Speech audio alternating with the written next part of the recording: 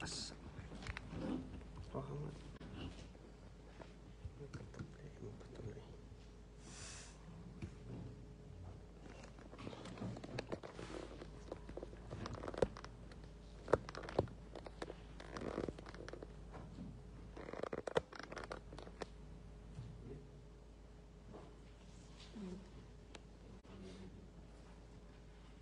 Isang mapagpalang umaga po sa ating lahat. Tayo ngayon ay mag-aaral ng salita ng Diyos. Pangungunahan po ito ng Door of Faith Sinju dito po sa Door of Faith Taiwan. Kaya natin sa umaga na ito, bago tayo mag-aaral ng kanyang salita, tayo umawit sa Panginoon. Awitin po natin, Diyos ng pag-asa. Aming Diyos na dakila. Hallelujah. Aming Diyos na dakila at walang katulad, Diyos na walang hanggan, sa mga panghihina at kapighatian, Diyos ng kaaliwan, hindi nagkukulang, di bumibigo, Diyos na di nagbabago, isang kaibigan, kagapay at matatakbuhan, Diyos na laging nakalaan. Kayo, Diyos, kayo, O Diyos, ang aming pag-asa, sa bawat araw ang aming dinanasan, sa aming buhay bibigyang kaluguran, pararangalan ang iyong dakilang pangalan. Isa pa nga po sa simula, aming Diyos na dakila at walang katulad. Hallelujah. Salamat sa inyo, Panginoon. Hallelujah. Glory to you, Jesus. Sa mga panghihina at kapighatian, Diyos ng kaaliwan, hindi nagkukulang, di bumibigo, Diyos na di nagbabago, isang kaibigan, kagapay at matatakbuhan, Diyos na laging nakalaan. Kayo, O Diyos, kayo, O Diyos, ang aming pag-asa, sa bawat araw ang aming dinanasan, sa aming buhay bibigyang kaluguran, pararangalan ang iyong dakilang pangalan, pararangalan ang iyong dakilang pangalan. Yes, Lord, kaya aming pararangalan ang iyong dakilang pangalan. Hallelujah. Glory to you, Jesus. Purihin niyo, Panginoon. Nakilain kayo, O Diyos, sa umagang ito. Hallelujah. Patuloy kami, O Diyos, na lumalapit sa inyong harapan, Panginoon. Dalangin namin sa umagang ito. Bago kami mag-aral ng iyong salita, patuloy niyo kami, Panginoon. Sila sa atin yung aming mga puso, Panginoon. At tulungan niyo kami, Panginoon, na sa umagang ito, Panginoon, ay makapasok kami, Panginoon, sa inyong kamalahatian, O Diyos. Hallelujah, sa aming pag-aaral, Panginoon, ng iyong salita. Tulungan niyo kami, Panginoon. Gabayin niyo kami, Banal na Espiritu. Bigyan niyo nga po sa aming Panginoon yung kaunawaan na nagmumula sa inyo, Lord. Open our hearts, open our minds, open our ears, O God, Nang malaman namin, Panginoon, nang matanggap namin, Panginoon, yung mensahe niyo, O Diyos, hayaan niyo, Panginoon, na kayo magkapahayag, Panginoon, sa umagang ito. At ang kapurihan ay sa inyo, Panginoon. Salamat sa inyo, O Diyos, sa inyong pinakamataas na papuri, parangal pagdakila, sa pangalan na aming Panginoong Hesus. Amen and amen. Salamat sa Panginoon sa umagang ito. Tayo po ay mag-aaral ng salita ng Diyos. Samahan niyo po ako sa aklat ng Salmo, chapter 133, verse 1. Sa Psalms, chapter 133, verse 1. Amen. Kinyanasin po nga, ito babasahin ko po. Ang salin ng aking Biblia ay ASND po, o ang salita ng Diyos. Sabi dito, napakagandang tingnan ang mga mamamayan ng Diyos na namumuhay ng may pagkakaisa. Amen. Salamat sa Panginoon. Sabi dyan, napakasaya tingnan, or sa ibang version po, napakaligaya at kahanga-hanga sa ating pagmasid kapag nakikita tayo na Diyos na bilang mga lingkod niya na nagkakaisa. Amen. Salamat sa Panginoon. Sabi po dyan, kapag tayo ay may unity, ay talaga po nagagalak ang Panginoon. At sa isang simbahan, sa isang lugar, ay kailangan po natin ng pagkakaisa. Tayo bilang mga Kristiyano, inaasahan ng Diyos na magkaroon tayo ng iisang espiritu, sapagkat iisang Diyos yung tumawag sa atin. At sabi pa sa unang Korinto, at iisang espiritu yung nasa atin, ay yung banal na espiritu na tinahan ng Panginoon sa atin bilang mga lingkod niya. Tayo bilang mga lingkod ng Panginoon, paano ba natin mamimaintain yung unity sa church? Sa bahay iglesia, sa iglesia ng Panginoon. Una po, may ilang bagay lang po ako na tutukuyin. At una po, sabi dito, maintain humility or humbleness. Tayo bilang mga lingkod ng Diyos, para mapanatili natin yung pagkakaisa sa isang lugar, ay kailangan po natin matuto tayo to be humble. Matuto tayo na ibaba yung sarili natin. At sabi nga, huwag nating isipin na tayo ay mas nakakahigit sa iba. Sabi dito sa aklat ng Roma, chapter 12, verse 3, na kung saan, tinutukoy dito, na basahin po natin. Sa aklat ng Roma, chapter 12, verse 3, ito po ang sinasabi. Sa biyayang ipinagkaloob ng Diyos sa akin, sinasabi ko sa inyo na huwag ninyong pahalagahan ang inyong sarili ng higit sa nararapat. Sa halip, suriin ninyong mabuti ang inyong kakayanan ayon sa pananampalatayang ibinigay sa inyo. Amen. Ito yung nais ng Panginoon na tayo bilang mga lingkod niya is hindi na lang po tayo puro me, myself, and I. Hindi na lang tayo yung puro sarili natin, yung iniisip natin. Ang nais ng Panginoon para talaga ma-maintain yung pagkakaisa sa isang lugar ay isipin natin na tayo hindi nakakahigit sa isang tao. Dahil kapag naisip natin na ito may mas magaling pa pala sa akin, ay hindi natin may isipan na magkaroon ng pagkakahiwa-hiwalay po sa bahay iglesia ng Panginoon. Sa aklat ng Pilipos chapter 2 verse 3 to 4 ay ganoon din po yung tinutukoy. Ang sabi doon, Pilipos chapter 2 verse 3 to 4.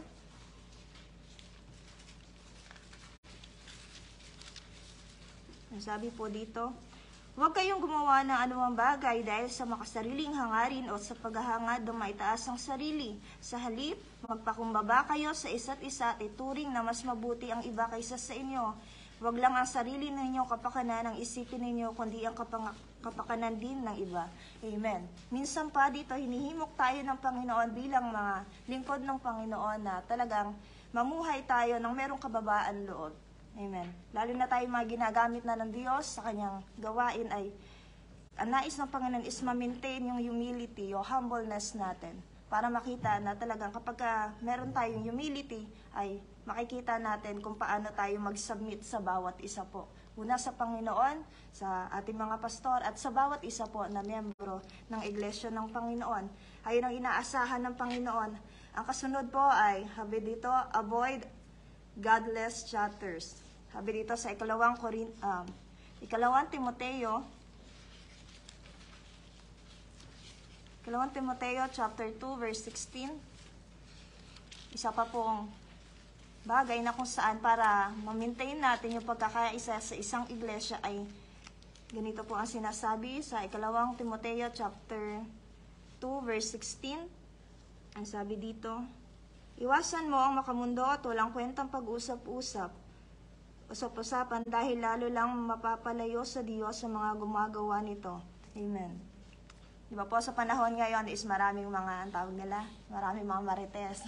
Di ba po, ang daming mga pinag-uusapan na talagang hindi naman nakakalugod sa Panginoon. Tayo bilang mga lingkod ng Panginoon is hindi na tayo inaasahan na maging katulad pa ng mundo. Sabi nga sa Romans 12 verse 1 and 2, sabi doon, do not conform to the image of this world, but be transformed by the renewing of your mind. Tayo bilang mga lingkod ng Panginoon is hindi na dapat tayo makisama pa, makitulad pa sa mga ibang tao na kung saan kapag pinag-uusapan yung isang tao at dapat sa loob ng isang bahay-simbahan ng Diyos is talagang mawala po iyon. Kasi kapag nagkaroon po ng ganon at magkakaroon po ng kampi-kampihan, di ba po? At pagka nagkaroon ng kampi-kampihan ay talagang mawawala yung pagkakaisa sa bahay iglesia ng Panginoon. At ang iglesia ng Diyos ay magkakaroon ng kaguluhan. Ayun po yung hindi nais ng Panginoon.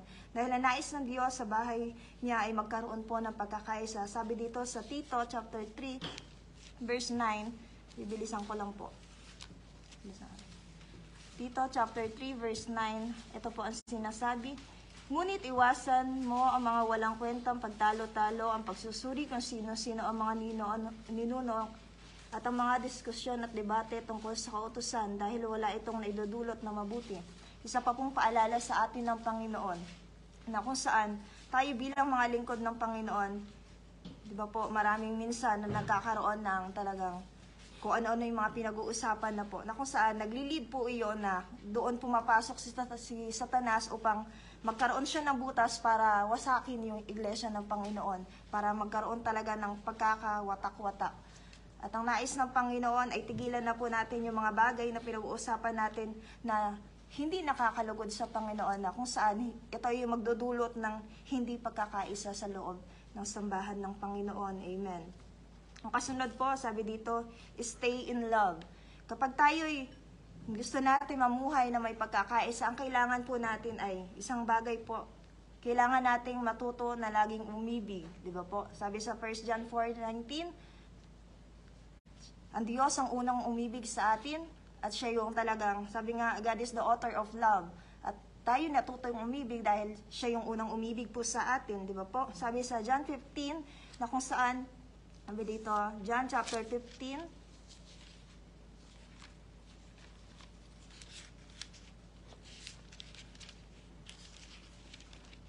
John chapter 15, verse 16, hanggang sa sumusunod. Ang sabi po dito, hindi kayo ang pumili sa akin, kundi ako ang pumili sa inyo para humayo kayo at mamunga ng mga bungang mananatili.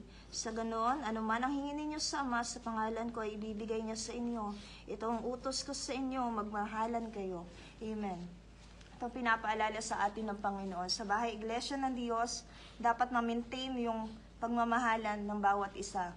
Sabi nga, love covers all multitude of sin. Kapag ang isang lugar ay puno ng pagmamahalan, kahit na minsan may tampuhan, kapag nauna yung pagmamahalan is talaga mawawala na po iyon.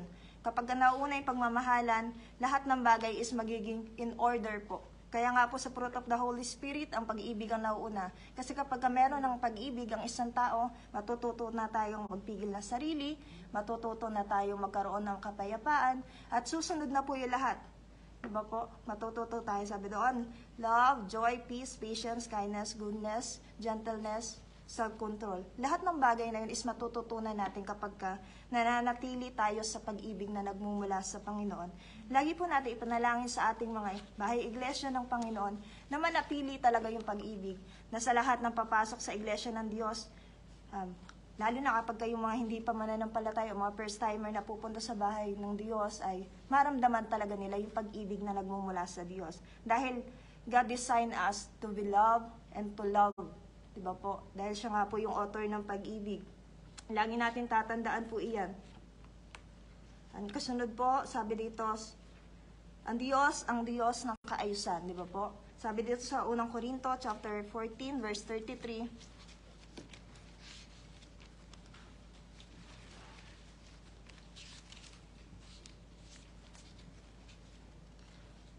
First Corinthians chapter 14:33.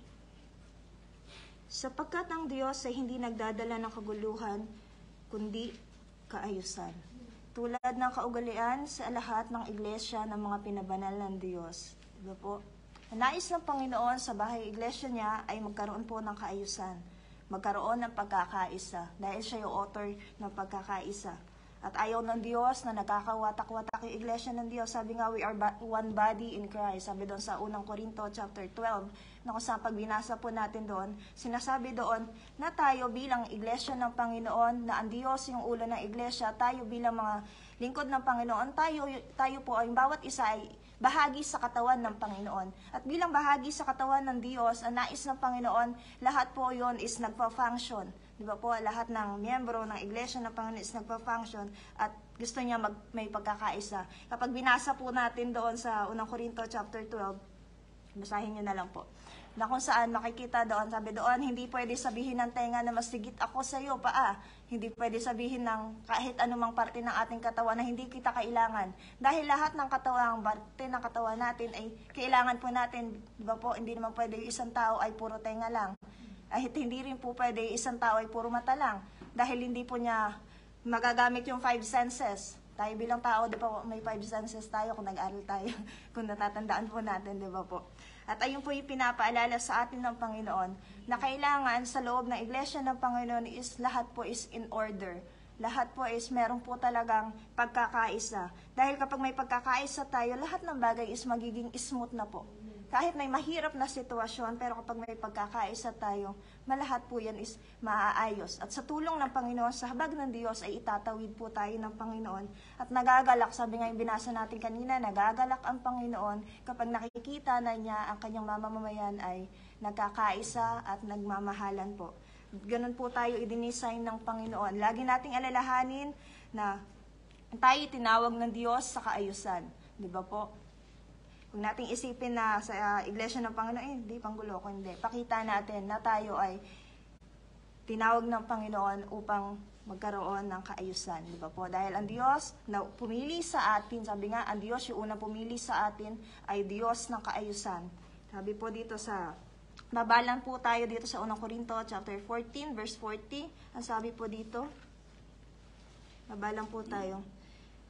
Ngunit gawin ninyo ang lahat sa maayos at wastong paraan. Diba po?